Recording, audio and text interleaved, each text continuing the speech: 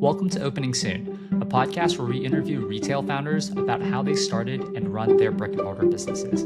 I'm your host, Alan Lee. I run Signs and Mirrors, where we make beautiful signs and furniture for retail stores.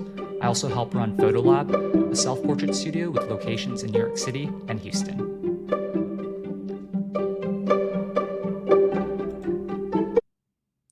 Today's guest, Victor Valle, is the founder of Aesthetic Lab, a personal training studio based in SoHo and TriBeCa, New York. Victor studied biochemistry and was on a pre-dentistry track before falling in love with fitness and spending 7 years competing in bodybuilding. On the side, Victor was a personal fitness trainer, helping people with their workouts, nutrition, and recovery.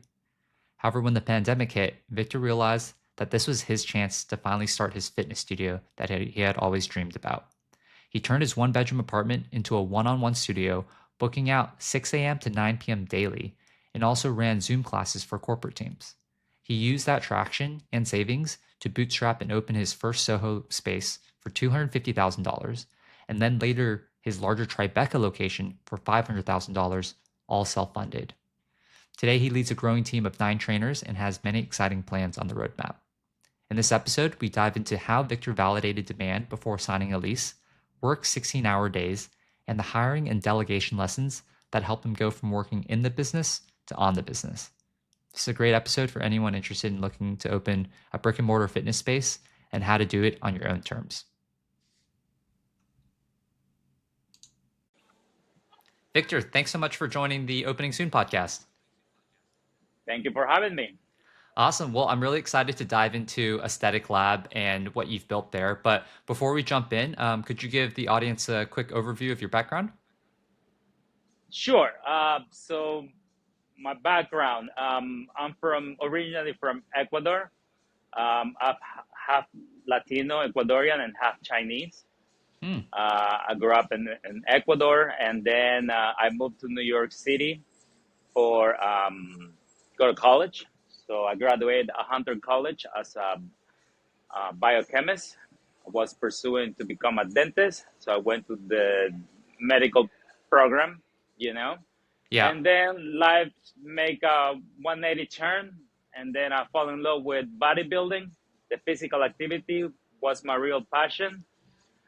Became a personal trainer, and then started competing as an NPC bodybuilder for 7 years. Wow. And then things happen, the pandemic hits.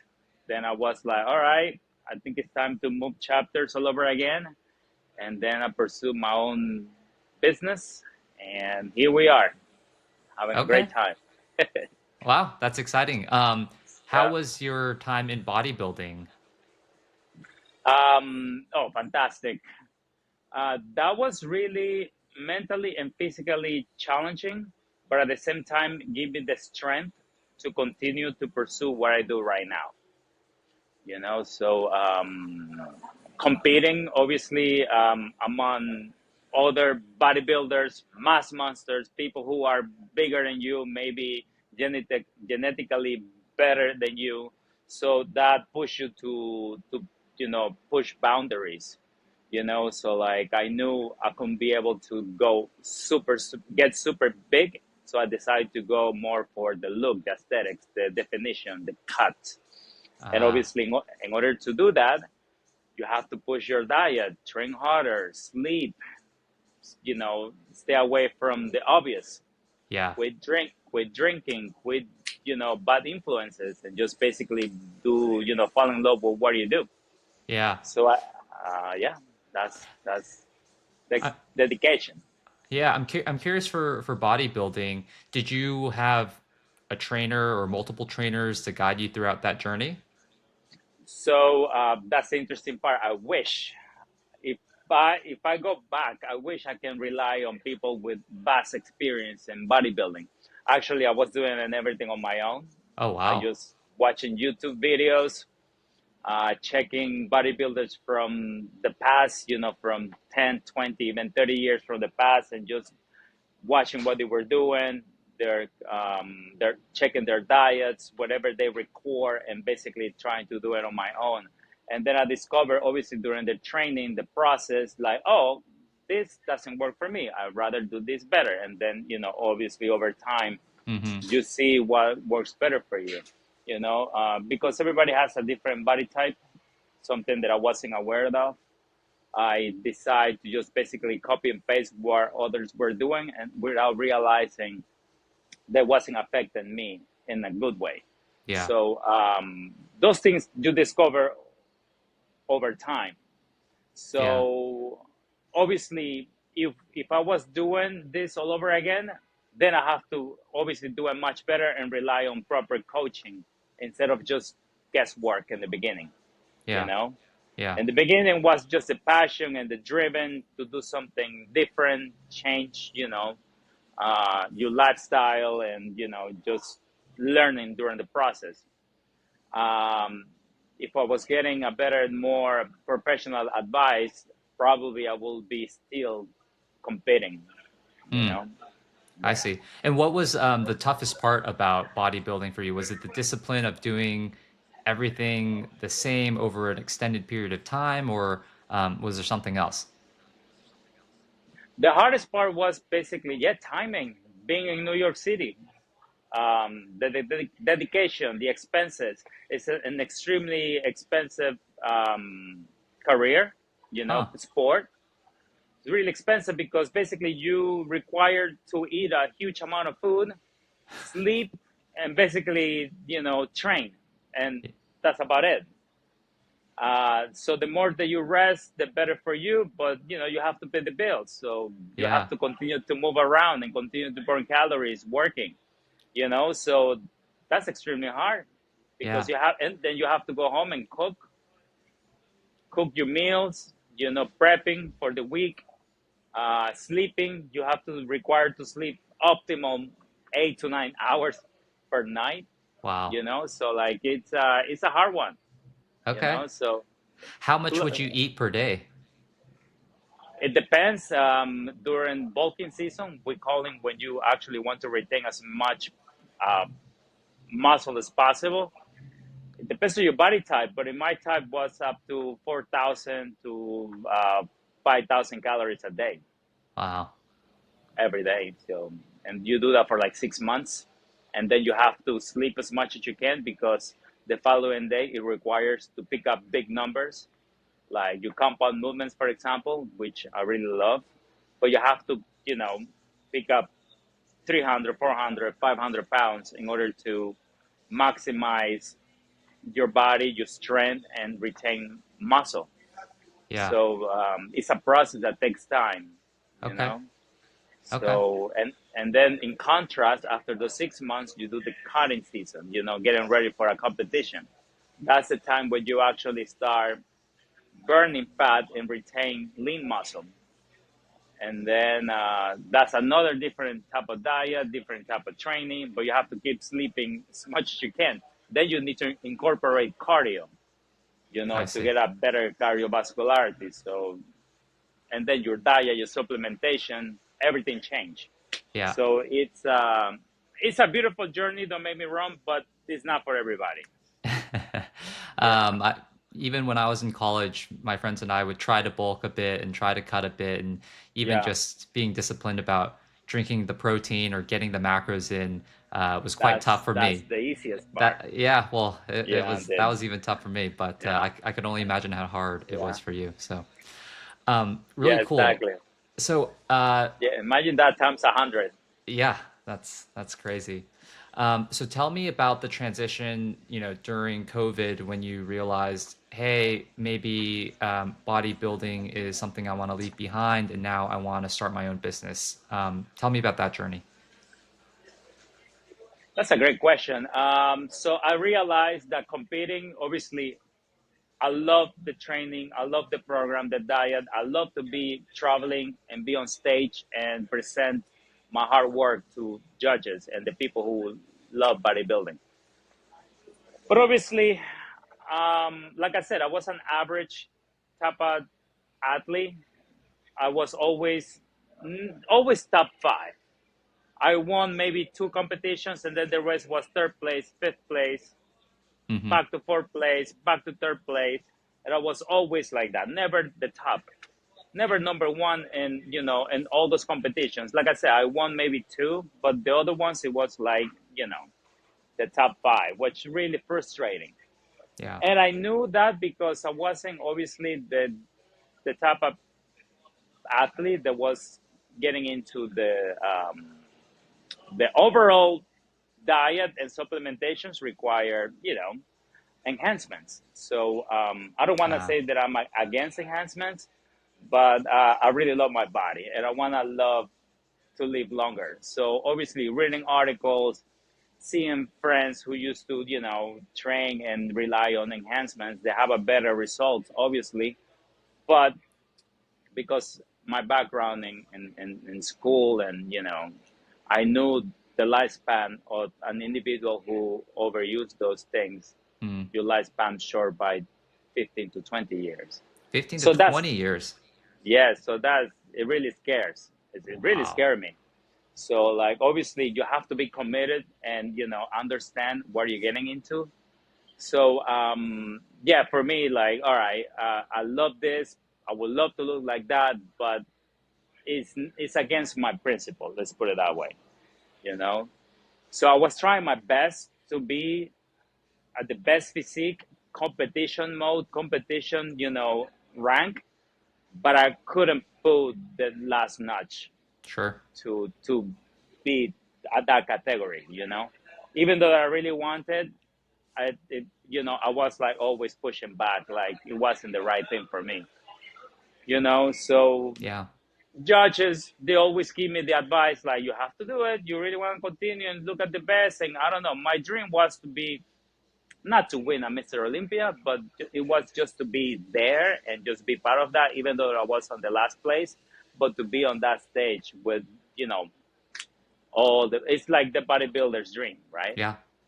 But I never got that far because I was always scared of the consequences. So that was something that it put me, you know, to that limit. So I knew,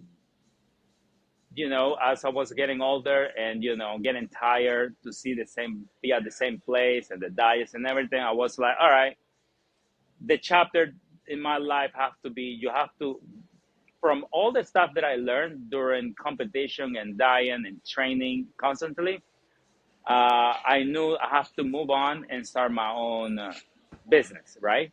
Yep. So obviously I was a personal trainer at the same time, but I was working for the big companies. So I knew in order to succeed in this business, you have to have your own practice. So that I knew that since day one. If Yeah. I really want to succeed, I want to have my own practice, my own rules, my own fitness program, my own diet.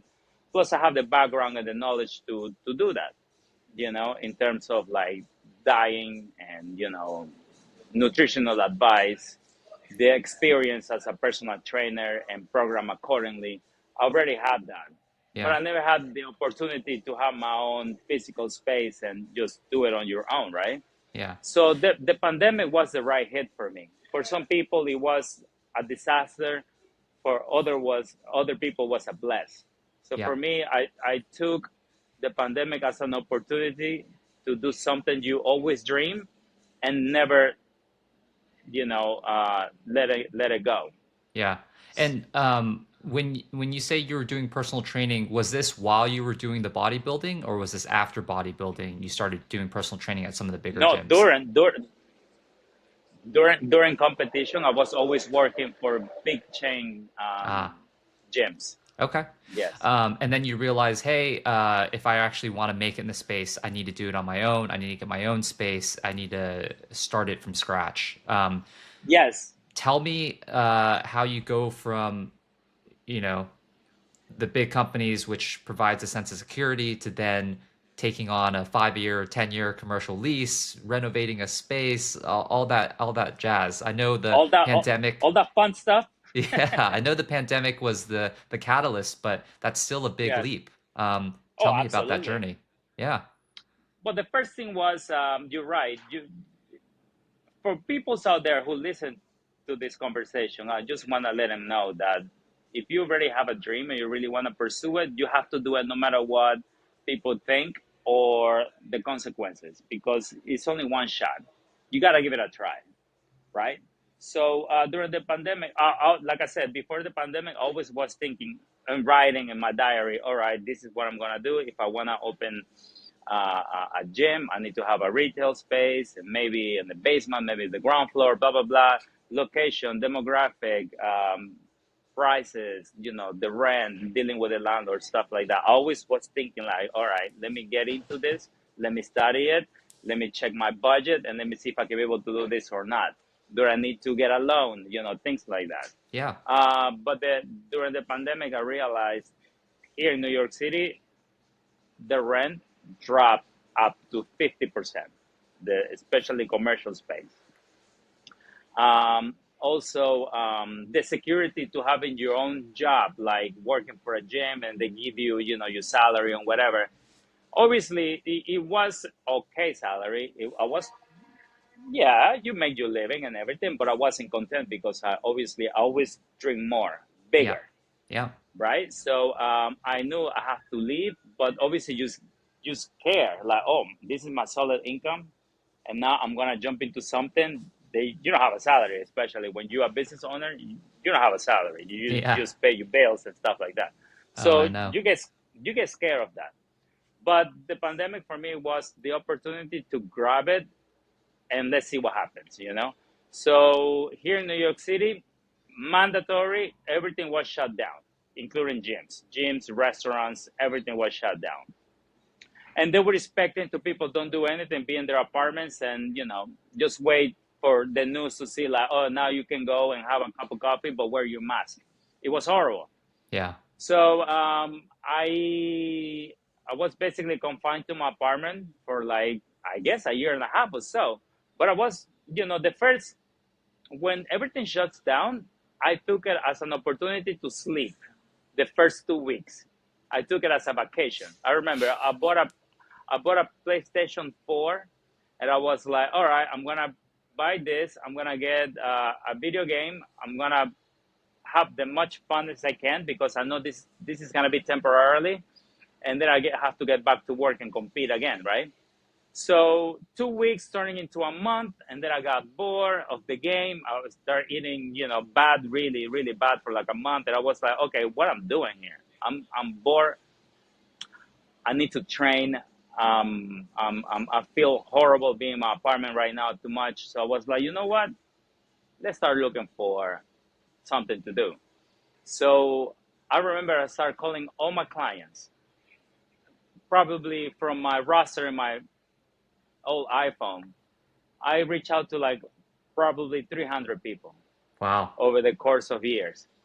And I was like, hey, where you guys are? Like, are you in the city? You want to train? You can come in the park and train with me. I'll wear a mask, and, let's see what happens. Yeah. So out of 300 people, maybe 25 people respond. Yeah, I'm here in the city. I can't wait to train. I'm really bored. So I was like, bingo, let's do this. Yeah. So I was training at a park in the beginning near my apartment. And it was really cold because it was during the winter. So I was like, you know what? This is painful. I don't like this. And it is super limited to have a monkey bar and basically it. So I'm really friendly to everybody. I called the manager, the ex-manager of the gym that I was working on. And obviously it's shut down. But I called him and I say, hey, listen, I have my stuff in my locker, and we're talking about dumbbells, elastic bands, boxing, a whole bunch of stuff. And I Yeah. said, I need to get back to my locker and pick up my stuff. And then he said, well, I have to be to this gym once a week to check everything is, safe. But yes, I can drop. You're not allowed to get in, but I can pick up all your stuff from your locker and bring it to you outside the street. I say, perfect. That's the only thing that I need. So I have dumbbells, my personal stuff that I used to train with, and then I went to my apartment, which is a 1 bedroom apartment, and I turned it into a little personal training studio. Hmm. I took all the furniture out, and then I said to my clients, now we have a gym. It's in my apartment. It's a one-on-one personal training studio, one client per hour. Wow. And after that, I'm not gonna lie, I was busy from 6 in the morning until 7 p.m. every single day, seven No days a week. way. Yes, So you had and almost 12, 13 clients per day? per hour. Yes, Per hour per day. Wow. yes. And then I was like, I think I'm getting into something here. So, and then I went to Home Depot. I built my own deadlift platform. So I got all I again on YouTube, everything do it yourself. I got all the materials. I went to from again. Remember, this is the pandemic, so I took my bicycle, went to Brooklyn to Home Depot, wearing a mask and everything. That's I need to build a platform. So I got a whole bunch of materials, and then I took a huge van, bring everything to my apartment, and build a platform from scratch. Yeah. Then I went to one of those big gym equipment websites, and then I got my first squat rack. I see. And So Victor, everything happens in weeks. Yeah. yeah, and Victor, how much were you charging per session for this? Back then, it was like it's so funny. It was like $100 per hour. Oh, wow. Okay. That's a pretty good So deal. it was a really good deal, and I was like cash on Venmo or cash. Okay. You And know, then so it was really funny. for just for the audience so that they know now, so what would you be charging, present day for an hour session? Oh my God, these days is well now that we have two gyms and the response was really well. These days it's 180. You Nice. know, That's great. and obviously that was just me. Yeah. That was only like a one-man show. Now we are 9 trainers. We I create a team of 9 trainers, and everybody's pulling to the same direction. We want all my clients to achieve their fitness goals. And obviously, we evolved from since day one just by myself. But I already have that vision. I Yeah. already know what I want, and obviously, I want to give the best service with the least amount of transaction. I just want to make it fun, make it cool, but at the same time with the latest technologies possible, the best equipment, and yeah, it was a beautiful transition Yeah. since I knew what I was looking for. And again, it started from one client, and then from one client to 2 clients, and then like, all right, now I don't have no time to get more clients. I guess I need help, Yeah. Yeah. So Yeah. that's how it started. So, Yeah. I mean, that's really cool because you started very scrappy, just literally in your apartment, seeing clients and Yes. getting essentially full. And, if you're doing 13 clients a day at $100, that's 13, 12, 1200, $1,300 a day. So I There, yeah. imagine at some point you realize, okay, there's something here. Let me actually go look for a space outside my apartment. Is that right? Correct. Yeah. Yes. And not only, and then it wasn't not only the one-on-one people who coming in. It was also I don't even know what Zoom was like. I'm a personal trainer. I don't meet Ah, people online.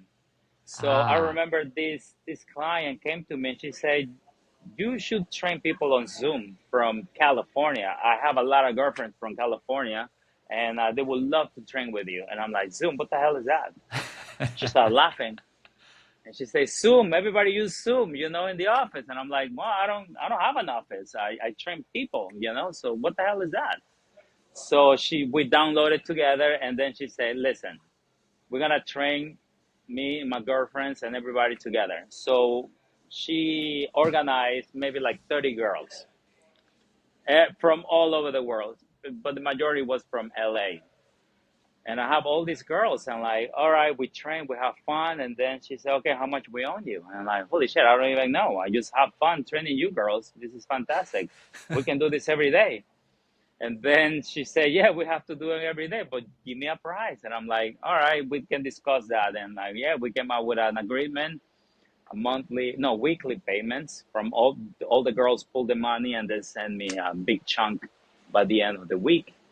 And then Wow. after that, one of the, like everything start connecting dots. And then one of the Yeah. girls turns out works at eBay from the department of marketing. And then she loved the class, and she said, "You know what, Victor? I want to talk to my boss about you. I think we need this class in my company." Wow. So eBay hired me for 2.5 years to train their employees on Zoom, links every single day, Monday through Friday. And that Wow. was another solid income that I used to have back then until recently, the last person dropped, and I was like, all right, I guess it's over because, everything is back to normal. But that Yeah. was another source that I didn't realize. So So Victor, how much were you able to make per month during this period? oh my God, no. During the pandemic, a month, that was easily, well, I don't want to speculate, but let me give you maybe like A 20 to range. 30. Yeah, 20 to 30K. That's great. Just doing personal and then virtual. Virtual, personal, and writing diets, and then some trainers realized what I was doing, and then they want to rent my apartment to train their clients. And I say, this is really funny because you can do this yourself. You know that, right? I'm not pressuring you to do it, but this is what I did. I think you should do it yourself. But I guess it's all about personalities. People don't see the whole picture. They just want to Yeah. see it and, rent it out. And, I say, you can do it yourself. You know that, right? Oh, Yeah. I don't want to jeopardize my apartment. Or they come out with excuses. And I'm like, all Yeah. right, so, okay, here's my apartment. You can use it Yeah. during my days off. Um, and that was another something that I realized. Not everybody has the driven to try something new or just be willing to sacrifice things. Sure. So you have to be a little bit edgy Yeah. to achieve big things. Yeah. So I realized that over the course of this time, not that many people can be able to do that, what I did, Mm. you know. And Victor, just so you give me a sense of the timeline and jumping forward a little bit, you were doing the virtual sessions and the sessions at home in 2020, 2021. When did you sign your first location in SoHo? So obviously, I was saving every single penny because I knew that I was getting in something serious. People were actually like what I was doing, Yeah. and obviously, I want my apartment back. So Yeah, of course. I want to have a better, living situation. So I realized I was getting into something big, and then I started looking for a commercial space. So I saved enough money to hire a lawyer, a real estate broker, and an architect. Mm. So that was the first thing that I managed to put three professionals in on my, like, a group, and that's basically what I said to the broker. I'm looking for a commercial space.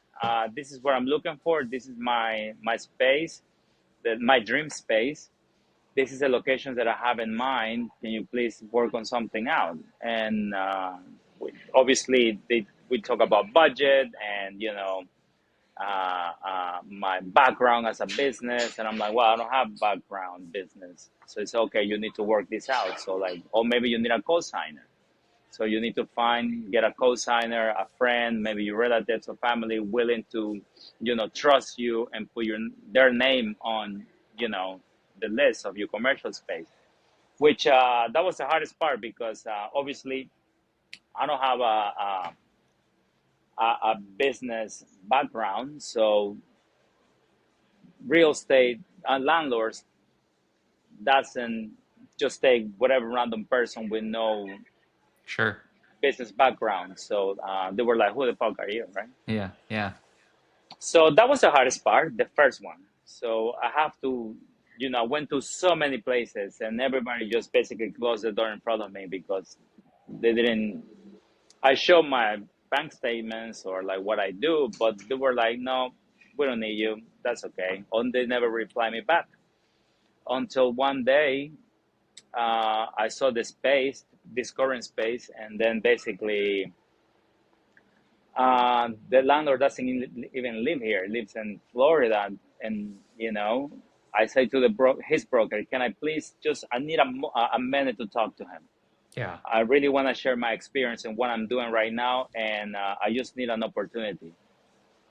So he said, "Okay, let me see." This is before Thanksgiving, 2020, or I forgot, 2021. Anyway, so he said, "You have 1 minute."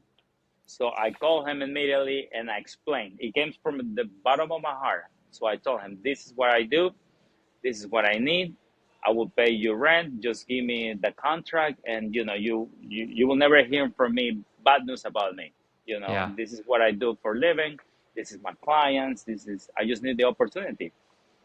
So he said, "Okay, I like that you serious and passionate of what you do. So I will give you the opportunity, but please, I want the rent always on time, no loud music, no nothing, just do your thing, but, respect your neighbors and don't make loud noises or like whatever." Yeah. So that was excellent. So the rest was buying equipment, restoring the space, um, the So, floor, the ceiling, everything was like chaos for the yeah. next 5 months. So, Victor, how much how long of a lease did you sign, and how much rent was it? And how much did you have to spend to renovate everything to get it ready? So the real, the normal commercial rent in New York City is the basic is 5 to 10 years, and Yep. then you have the with the chance of renovate it for another 5 to 10 years, and then obviously the rent goes up accordingly of the current market. Negotiation obviously can occur, but usually it's like that. So that's what I got this lawyer, because I don't know nothing about the law or commercial laws. So the lawyer helped me to like get this through, get all this knowledge. And the architect was the person involved of restoring the entire space. So I spent maybe like 250K at Wow. my first location. Yeah. Wow. Again, And is that no. all that's all personal money too? It's Oh you yeah, didn't everything. raise any funding? Nothing. Great. Nothing. But that's it. Something that people make the mistake is rely on banks, rely on loans, rely on partners or invisible partners, angels, you name it. I don't, especially when you're starting your own business, you have to do it yourself. Don't rely on everybody else, because this is going to become a burden eventually, because all those people, what they want is money, you know? Every Yeah. single day, they're going to call you like, "Where's my money? Where's my money? You pay me back, blah, blah, blah." And that's what I noticed. So I've been watching this and have clients that work in finance, and they do a bunch of stuff, and that's what they do. So I just absorb information. I read articles. I read about what's going on and how to operate a business, and that's what I realized. Like, I don't want to have to report of what I'm doing at my business because you lend me money, Yeah. or you want to be part owner or do something. No, no, no. I just like do it yourself. You like the control. Yeah, save money, save you money, and open yourself. If you believe in what you do, that's another thing. I was 100% believing in what I was doing. I was scared. Hell yeah, I was super scared and frightening about like I was doing the right thing. But I show passion of what I do, and my clients see it, and obviously I show them results. That's another thing. Yeah.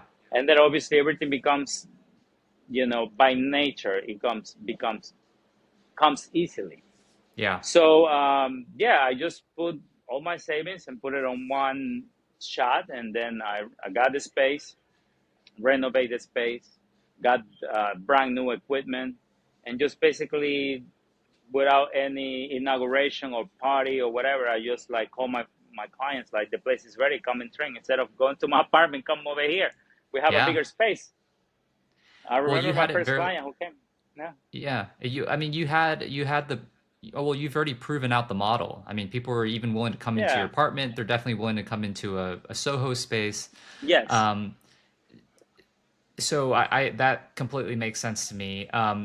When did you have to make additional hires for trainers when you realized, hey, this is too much for just me? I was losing a lot of hair, and I love having long hair. Yeah, I can Uh, see. I was working 13 to 15 hours a day in my space. Wow. Clients, clients, cleaning. Remember, this is still the pandemic, so I still have to have the windows wide open, blast the heat, but make sure the air is flowing. I bought a bunch of air filters throughout the space in order to people feel safe. I was still doing the 101 per client per hour. So I realized one day I started at 6 in the morning and I left this place at 9 p.m. nonstop. And I was like, okay, I think this is enough. I need help. Yeah, I think I can do this by myself. My first thing was be responsible with rent. So making numbers, and I realized, okay, I think everything is covered right now. I can be able now to afford to hire a trainer, and giving those my clients to this new trainer, and basically unload the work on the responsibility of training people, too many people, per hour. yeah. So I still was here all day, but I was making sure this person was doing the right thing. You know, Mm, it was training properly. It was following my program. Obviously, you know, uh, um, working at previously at the big chain gyms, I can always talking to the personal training managers, gym managers, membership advisors. I always absorb their information, so I was trying to copy that here. I see. You know, without giving the trainer be on top of him, or like being bragging, oh, now you're my employee. I Yeah, was like never like that. So I was like always like, do your thing. As soon as you're doing the right thing, I'm not gonna bother nobody. I'm not gonna yeah, bother you. So just do it. You know. And yeah. obviously I made mistakes. Like everybody else, hiring the wrong people. Maybe it wasn't the right um, chemistry. So trainers come and go until like you find the right one, and like, all right, you can be able to do this on my terms, but I'm not gonna bother you. Just do your job. you know Yeah. That makes yeah. sense. Yeah. And how many trainers, I think you mentioned earlier, but how many trainers do you have in the first location right now? So this location, because it's the first one, it's not that big. We only have 5 trainers. Five trainers. Okay. Yeah. And for the five trainers, approximately, how many sessions are they doing per day? Okay, so that's interesting because obviously everything is by season. So summer, for example, everybody's gone. The Mm, majority of our clients are in Europe for like 2 3 months. Then you get other clients that basically, Long Island, they live for a month. So everything's slowed down, right? yeah. And then fall, winter, that's when everything gets crazy. That's when, Uh, especially during the winter, you get like a humongous wave of the clients coming back, and they feel fat and ugly. Like, people save me. Victor saved my life. Look at me. And I'm like, yeah. all right, welcome back. Let's do this all over again. So during that time, trainers, they up to, obviously if they want to, but I don't rush them. But a good trainer can be able to make up to 10 sessions, 10 10 sessions hours per day. per day, Monday through Friday. Yes. Wow. So you get 5 in the morning, 5 in the afternoon. And Gosh. that's a normal. Yeah. And with 5, so like, yeah, like up to 50 sessions, I guess, a day. 50 Right. sessions a day. Yeah. Yeah. And this is one location. So obviously, yeah. And we now have a great roster of clients. Obviously, we're still building, because it's always room to improve and time and space to grow. So this place is amazing because it's prime location. People love.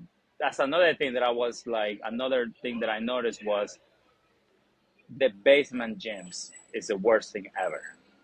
Never open a gym in the basement. It's depressing. Yeah. So I realized when I was looking for a space, never, ever, ever go to a basement. You Yeah. know, it's cheap, yes, but for a reason. It's cheap for a reason because it's dark. You have to bring the light.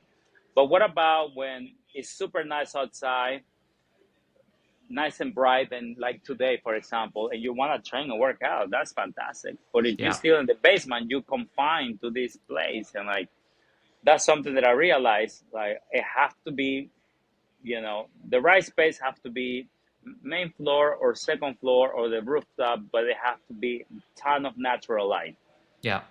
That makes That was sense. part of my terms. Yeah. Okay. Well, I mean, Victor, it seems like the first space is going quite well. Well, Yeah. especially in the fall and winter months. And I know we're running up on time a bit, but can you talk briefly a bit about how you got your second space and the decision around that? That happened because of obviously the overflow of clients here in Soho. It was sometimes during the winter. It's a madhouse. Sometimes we don't have no room for nobody else. Hmm. So I realized, all right, now it's time to expand and have another better location, bigger, wider, higher ceilings, in order to release the amount of clients coming here, especially people who live in Soho, TriBeCa area. So I came up with the idea to start looking for a location over there, and I found it. Same layout. Took me like a year to find it, Okay. and obviously renovate it. Start same thing. Start from scratch.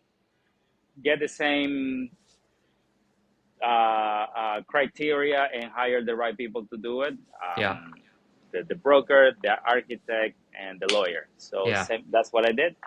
And Victor, Same. was this space also around 250,000 that you had to put in, or was it a bit more because the space is No, no, bigger? obviously because it's bigger and because obviously times change. That was double the price now. Oh, wow. So this was $500,000 for Yes, renovation yes, and opening.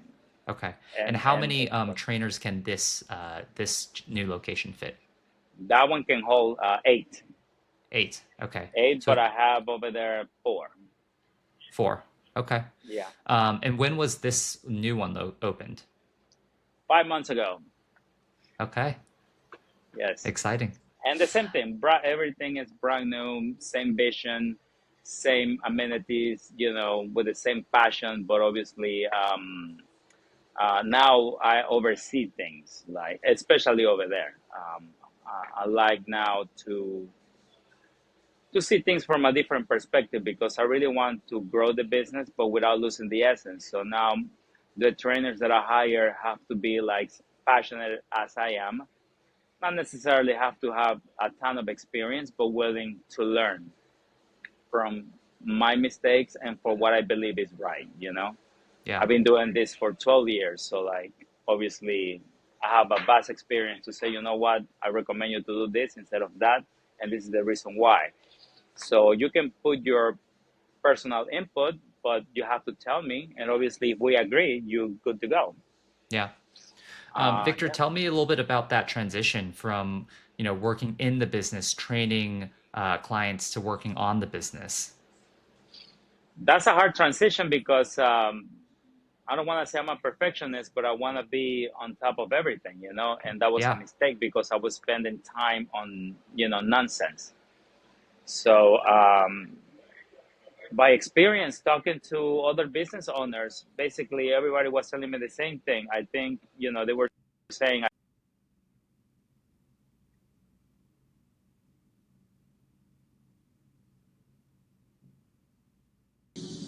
delegating was something that I need to learn, and that's what I Yeah. was doing. So, yes, delegating was a major thing that I started doing. And then obviously, I want to hear, instead of like checking on clients, I hear feedback from my clients. So now they call, if something is wrong, they reach out to me. Yeah. That's the best thing. So if something you don't like, something that you want me to change, please let me know. Instead of being watching, one client per hour, or like checking the cameras, security systems. Now they just reach out to me like, all right, fantastic trainer, I love it. I just wanna, maybe the floor needs to be dry before using the cold punch or something like that. You know what? All right, I can do that, Yeah. instead of like Yeah. being there all the time. Yeah. Yeah. And Victor, what do you think is the biggest hurdle for you next to grow the business, or to improve the business? What is the biggest thing that you need to overcome? I think I need to. It's so many. The first one I believe is branding, exposure, and I need to, I guess, treat myself more like a brand. That is something that I realize. Um, um, be more exposed in front of the camera, explain to people what I do, on social media, and spread the message Yeah. throughout all different sources, because I can just rely now on just one stream, like Instagram, for example, or by texting. Now I need to rely on other things, Yeah. so that's what I need to do the most, because now we're getting more competitive, seeing, things are getting more normal. Maybe other people want to open more places, and they want to do something, different. So I need to always obviously be on the known as well. Yeah, because I can imagine marketing is, as you mentioned, something that's really important, because the fitness space is very competitive. And how do Correct. you Yeah. think about competitors? Well, some of them are doing a good job. Other ones are doing the same mistakes than others in the past and collapse.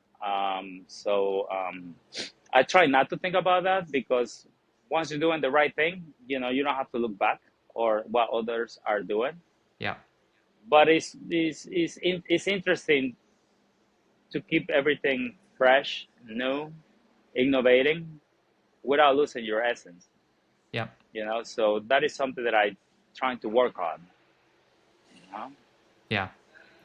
Yeah. No, that's really exciting. And Victor, with the both gyms combined now, would you be able to provide a range of how much revenue it's generating on a monthly basis?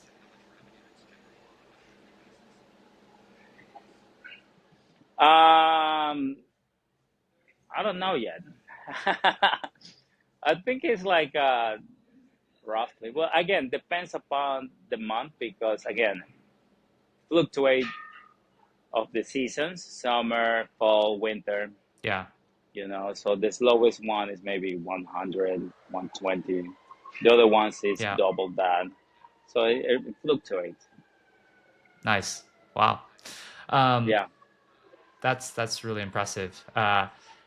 And Victor, for people that are maybe watching this, who are interested in opening, their own fitness studio or fitness space in another location, what sort of advice would you have for them? Um, the first thing is, don't go crazy in terms of like, of course you can dream big, but everything has a time and place to do it. So start small, especially if it's for one individual.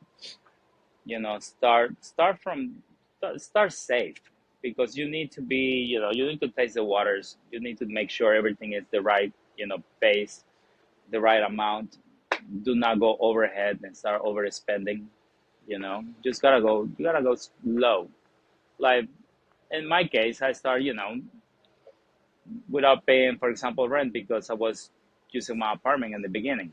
I was Yeah, testing the situation and see if people were like responding well.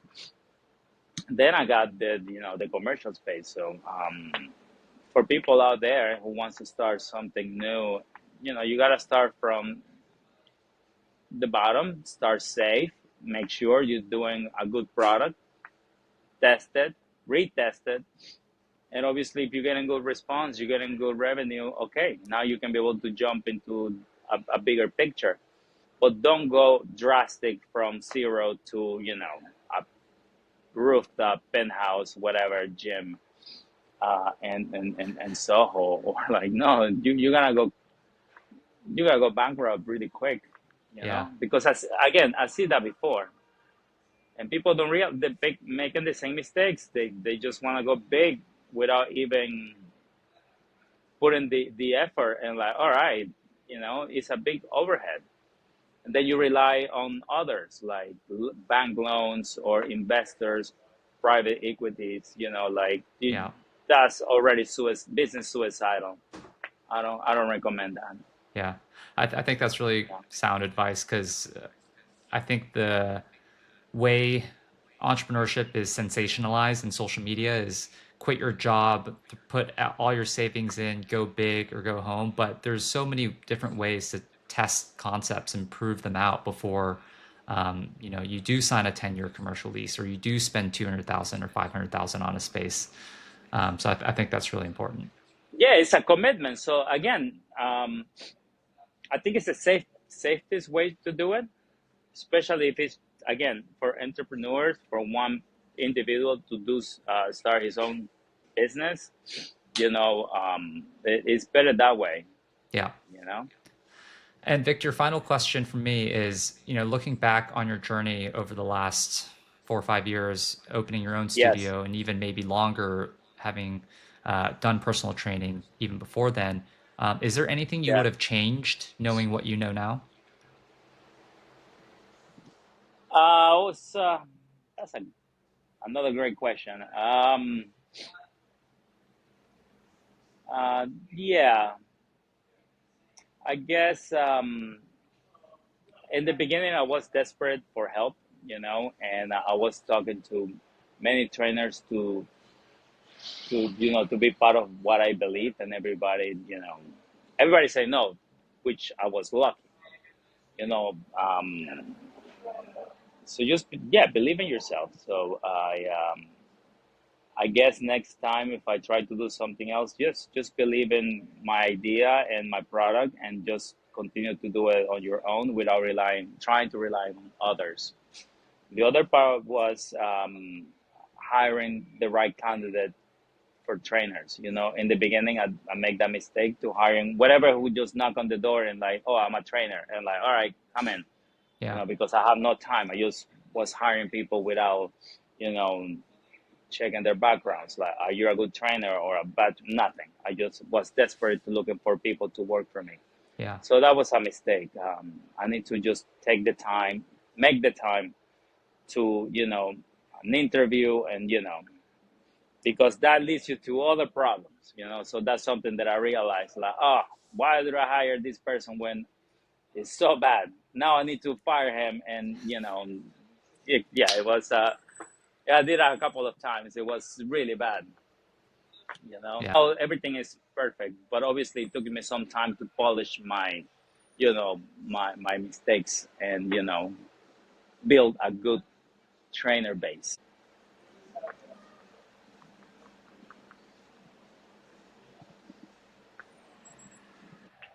Like, it was really difficult to find people during that time because nobody was looking for work. So I was just basically hiring anybody, and that was a mistake. So I polished that over time. Okay. Now Cool. everything is more a transitional, natural way to do it. Yeah. Awesome. All right. Well, yeah, Victor, thank you so much for taking the time. I'm really excited to see all the growth that's going to happen with Aesthetic Lab, and hopefully I'll come by and do a session myself.